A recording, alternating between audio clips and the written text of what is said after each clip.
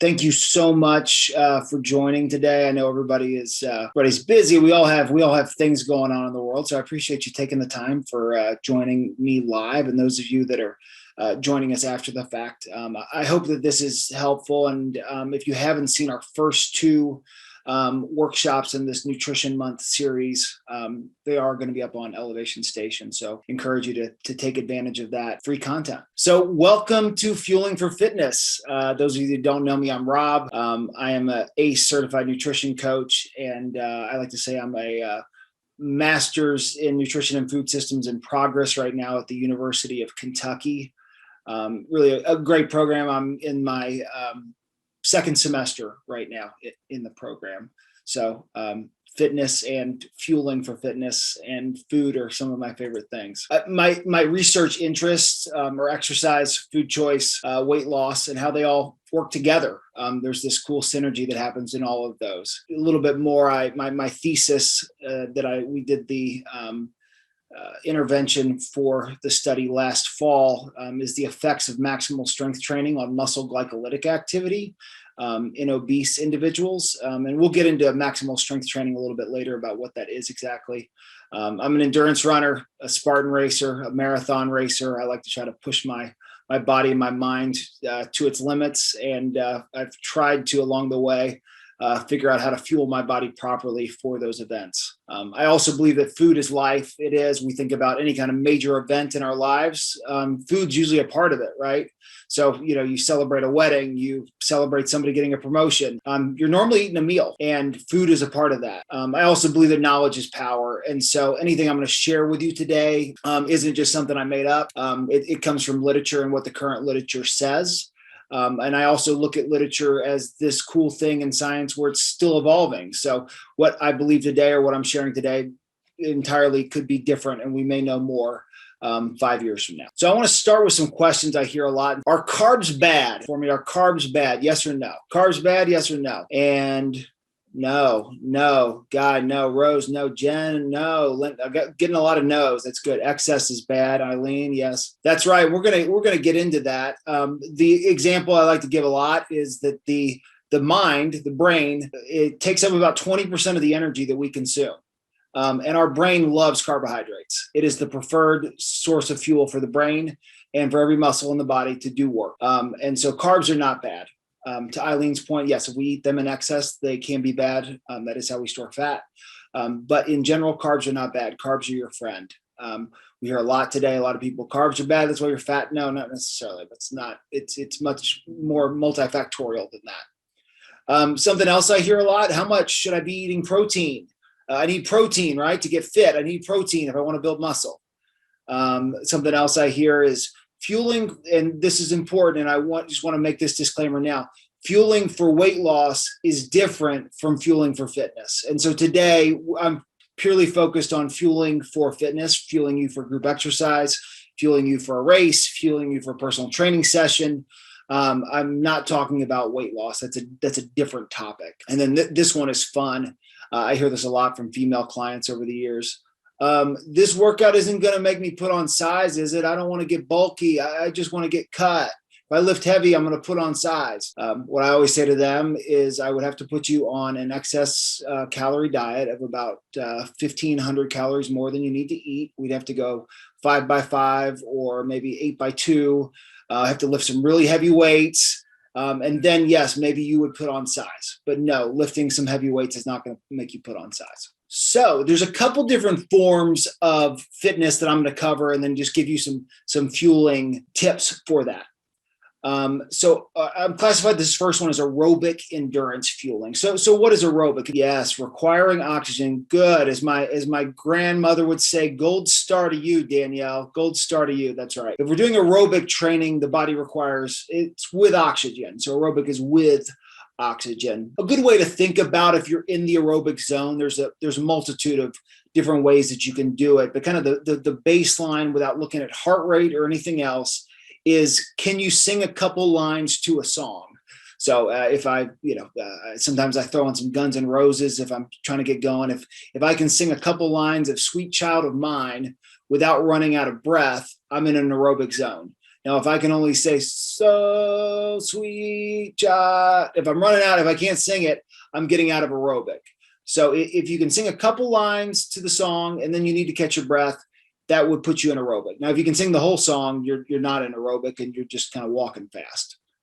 A lot of the literature in terms of fueling for aerobic dictates about for every 20 minutes of work, and I'm talking about endurance. So if you were going for a long bike ride or a long run, anything over an hour of work, you'd be looking at about 20 grams of carbohydrates per 20 minutes of work, per 20 minutes of exercise. Now, if you're just doing aerobic exercise for 30 minutes, you'd be okay without any fuel. But if you're going longer than about 45 minutes to an hour, it would be a good idea to take in some carbohydrates. Specifically, the source would be 2-to-1 maltodextrin to fructose. You'll see this on the back of various sports drinks and everything about what the breakdown is, but those are the two forms of carbohydrates you're looking for. You could just go with one source of just dextrose, M to F. So M is the maltodextrin and F is fructose. And so you'll see that on the breakdown on the back of a sports drink.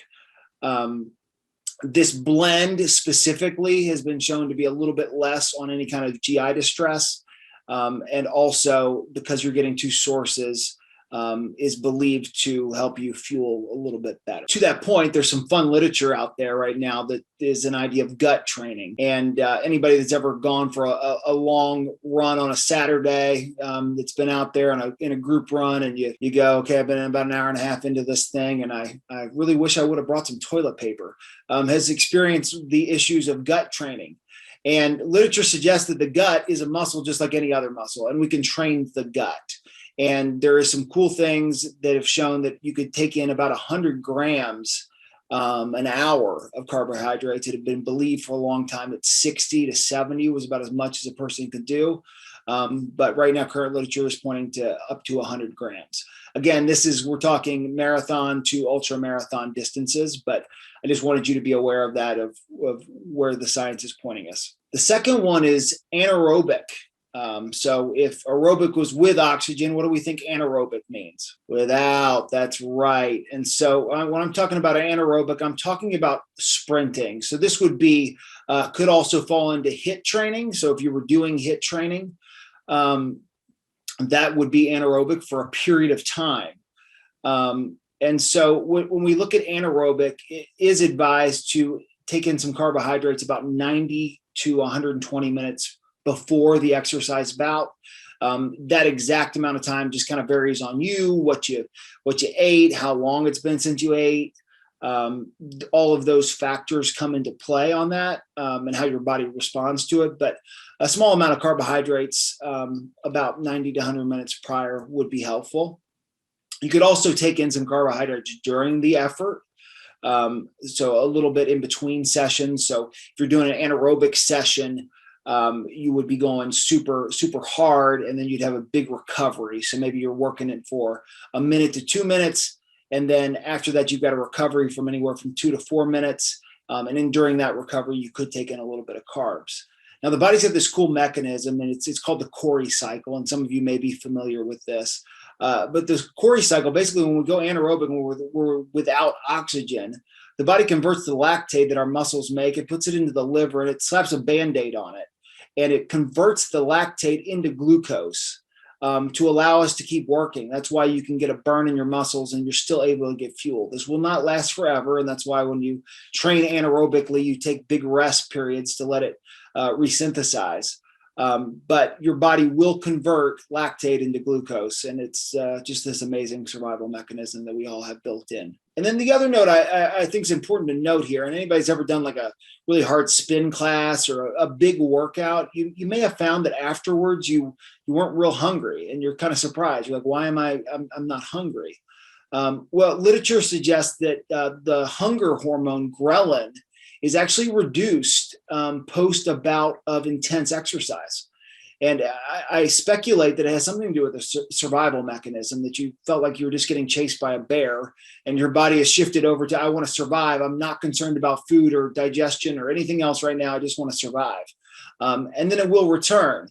So I just alert you to that, to think to yourself, okay, I went hard, I'm not hungry, but more than likely when it does return in an hour or 2 hours, then we do need to make sure we're taking in good fuel to help prepare ourselves. So our third one is maximal strength training. And I call maximal strength training where we are doing really heavy lifts. It's almost anaerobic when we get into maximal strength training. So if you're doing weights in a group fitness class, more than likely, if it's a lighter weight or a moderate weight, you would be back in that aerobic zone that I talked about at the beginning.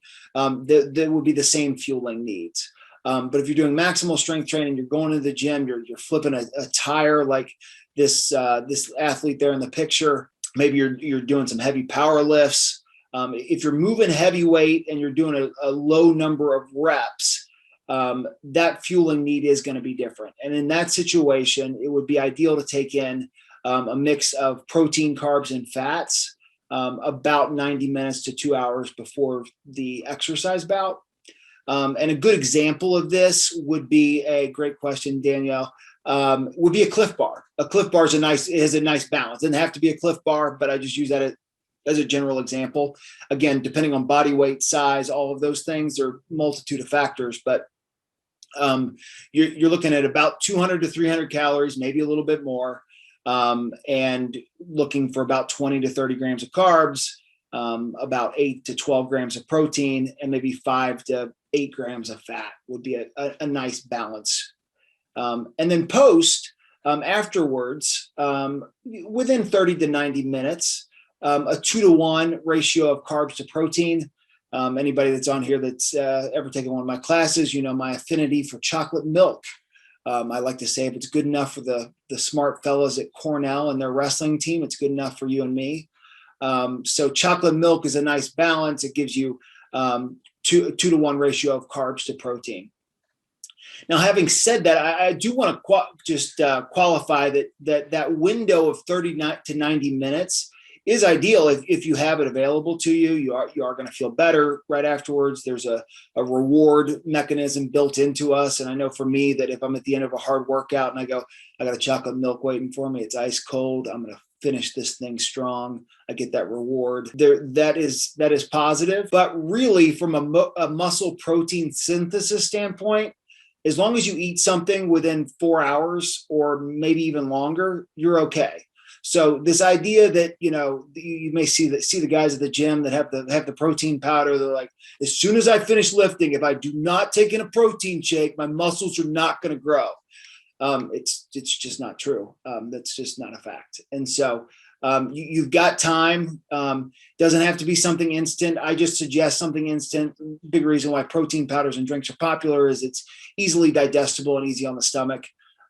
If your stomach can handle a sweet potato and 6 to 8 ounces of salmon and some asparagus right after a workout, more power to you. That'll be sufficient too. Your muscles will grow in the same manner. As long as you're fueling within a decent amount of time. And the final one I want to talk about is recovery fueling. I think it's important. There are some days where we just don't train as hard. Maybe you're just doing a meditation session. Maybe you're joining me on Sundays for Sunday stretch and reset, or maybe it's just a light cardio day. And so on those days, I think it's important to note that you're going to be burning less, right? So it doesn't mean don't eat. It just means that maybe you don't need as many calories as you do on a day in which you're doing that anaerobic sprint session. One thing to look at is the idea of training fasted, especially if you work out in the morning. And this would fall into the category of weight loss is the goal. Training fasted in the morning can be helpful for utilization of fat for fuel. And also from an endurance standpoint, training your body to work out in a fasted state can be helpful for brain development and also for getting your muscles used to performing on low fuel. And then I think it's important to note that the body's in recovery mode on a rest day. And so on that rest day, whole foods, good quality foods, getting vitamins from green vegetables, fruits, all of that is going to be great. And I lead that by saying a rest day is not a cheat day. I've heard this from clients over the years. I just want to make it to my rest day because it's a cheat day. And so they're resting, but the body's recovering during the rest. And as they're putting, things into your body that are not going to facilitate the goal, which is to recover so that you can go again and come back stronger.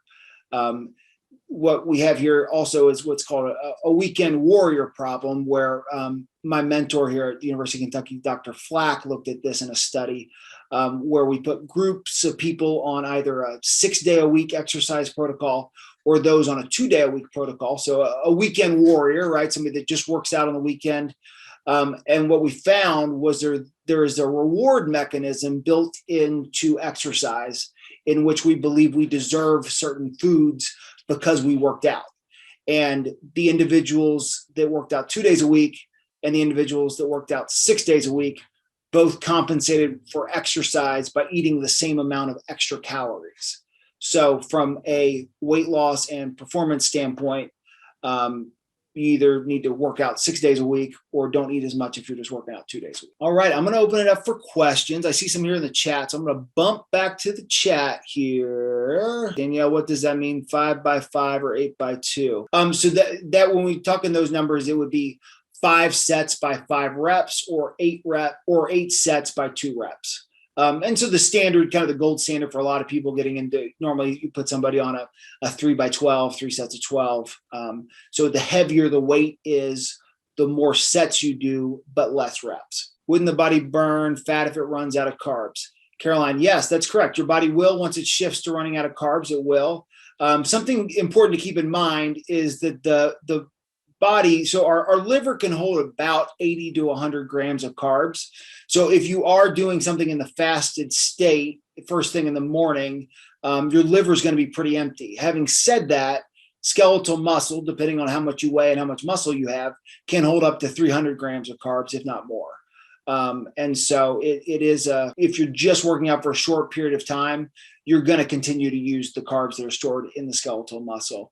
It's really when you get into long-term endurance exercise that you begin to use fat, unless you were in on an 18 to 24-hour fast. We discuss carbs here. The complex carbs are what we are referring to, correct? Not the simple carbs, correct, James? So this is a great point, James. When it comes to fueling for performance, simple carbs are going to be more preferred for performance. And I use this example. I would love, now some people can do this. I've heard of endurance racers that can do this. I would love to be able to eat a sweet potato while I'm running a 6:51 minute per mile. I can't do it. It's very hard to digest it. It's hard on the stomach. So that's why we use sports drinks and dextrose and just pure carbs and pure sugar. That's the main reason for that. But in that meal beforehand, yes, complex is great. Complex is what you want. But in the middle of fueling, that's why there's a whole host of brands out there that are simple carb form. And they don't have to be expensive either, people. I like to use the example sometimes. I'll just eat a couple gummy bears, and that's plenty of carbs to fuel me. What's your thoughts on the fasted workout, not eating in the time range prior, such as first thing in the morning? So good, James. And I think we covered that. If I haven't, let me know. I'm a big proponent of it, especially if weight loss is the goal. That does seem to be true in the literature.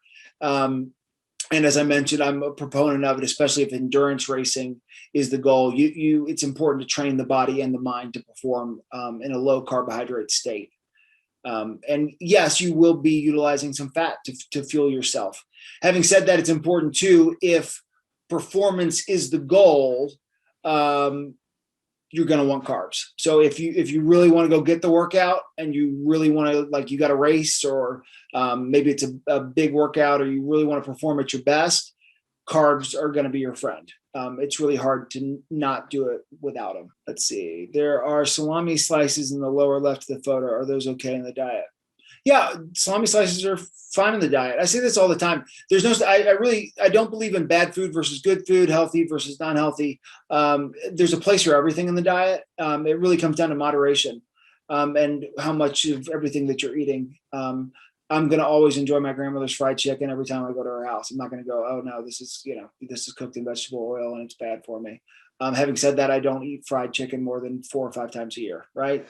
Thoughts or experience on 2 workouts a day, weights in the morning, cardio in the afternoon? James, great question. My experience on this personally and what the literature says, it depends on what the goal is. And so what is your main focus?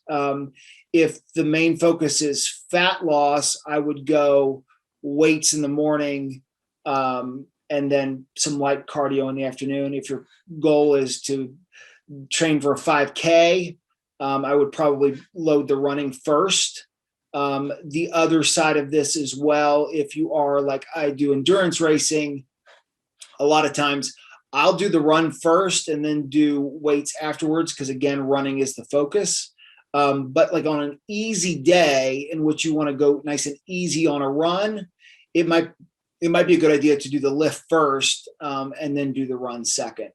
But yeah, as long as you're giving yourself enough time between it, and then depending on what the level of exertion is, make sure that you're fueling properly in between. So definitely don't skimp on the carbs on a day in which you're doing two.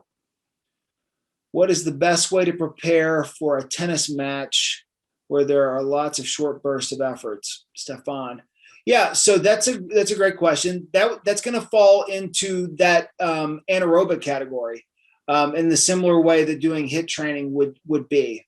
And so from an exercise standpoint, I would probably incorporate some sprints and maybe some MST for strength building. But in terms of fueling, it would be that anaerobic section that I talked about. I would make sure I took in a good amount of carbohydrates about 2 hours prior. And then during the match, I would sip on some carbs during it.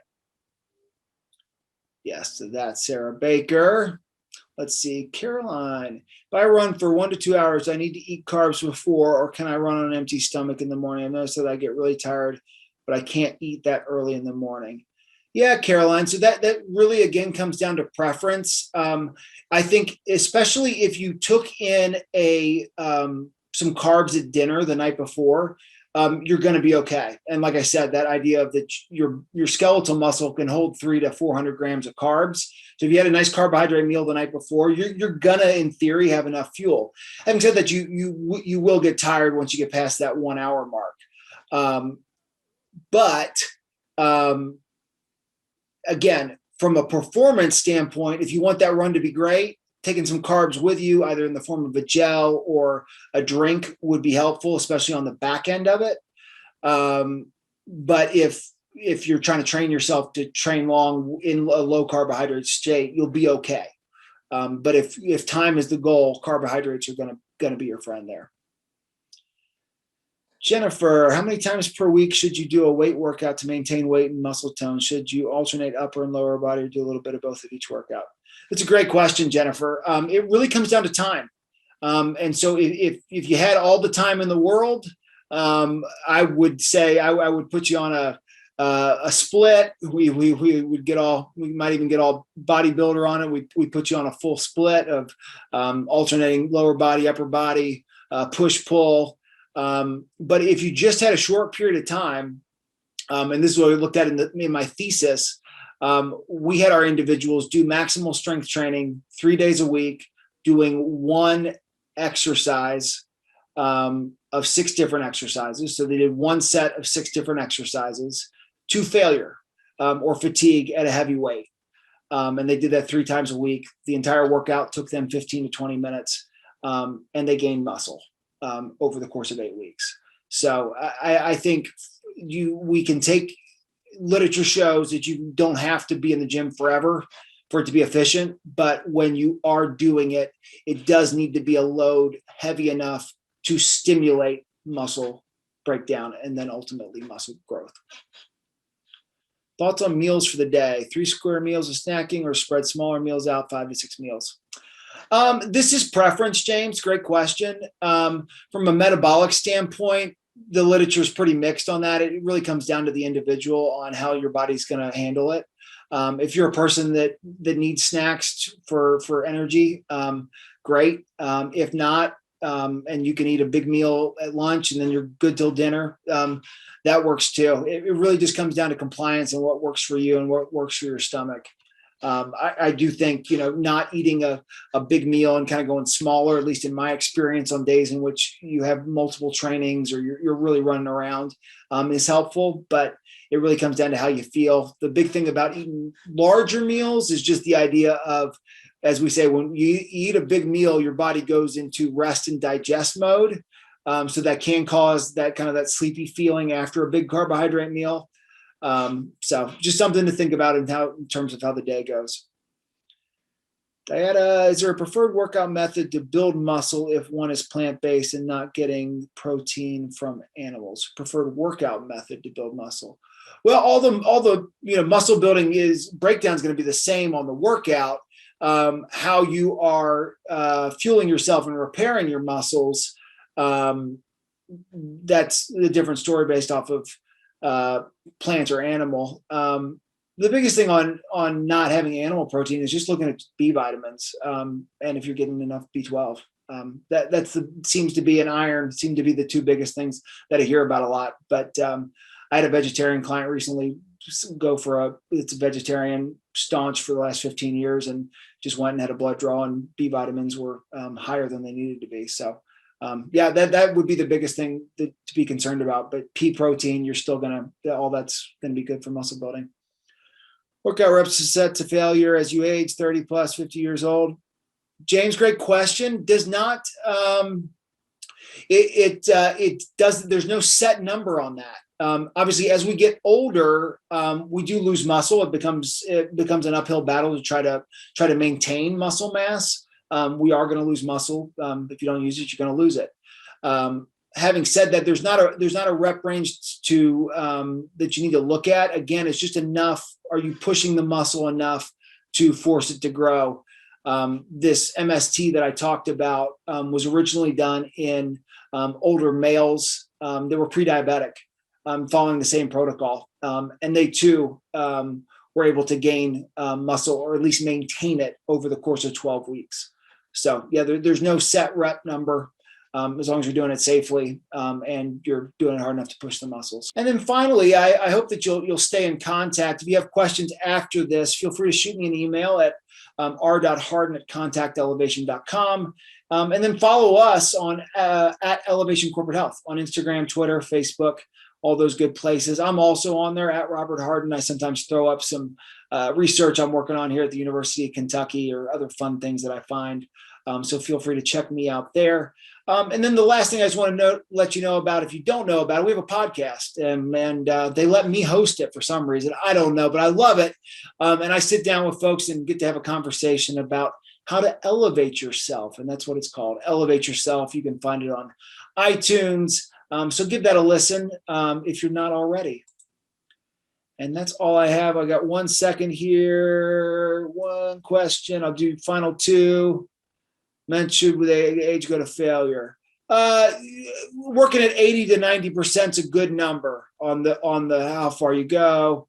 Thank you all. You're all wonderful. Thanks for joining. I really appreciate it. I hope you all have a wonderful, wonderful rest of the day, and we'll see you soon.